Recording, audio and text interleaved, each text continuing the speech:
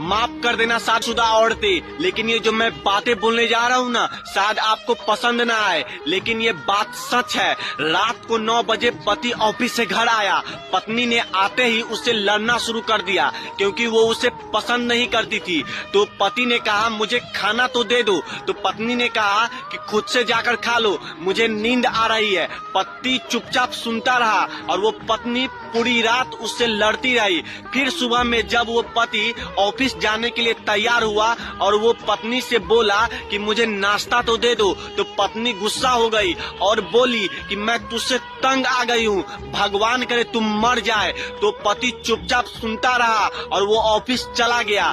जब वो पत्नी बच्चों के लेकर स्कूल से वापस आ रही थी तो उसके घर के सामने भीड़ लगी हुई थी और उसने करीब जाकर देखा तो उसके पति की लाश उसके घर के सामने पड़ी हुई थी।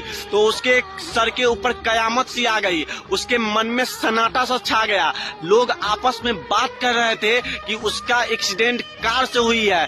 तो उसकी पत्नी चीखने लगी, चिल्लाने लगी और कही कि मनोज उठ जाओ, मैं तुमसे कभी नहीं लड़ूंगी, मुझे कुछ नहीं चाहिए, मैं तुम्हें कभी कुछ नहीं कहूंगी। मनोज उठ जाओ, तुम्हें भूख लगी हुई थी ना, चलो मैं तुम्हें खाना देती हूँ। मनोज कैसे उठता साहब, उसकी तो उसके बद्दुआ ने मार दिया था।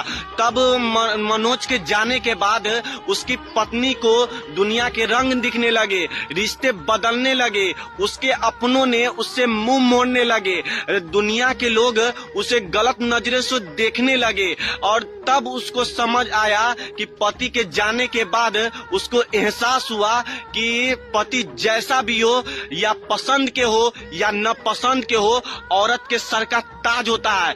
क्यों मेरी प्यारी बहनों, आप कमेंट में बता के जाना क्या ये बातें सही है या नहीं।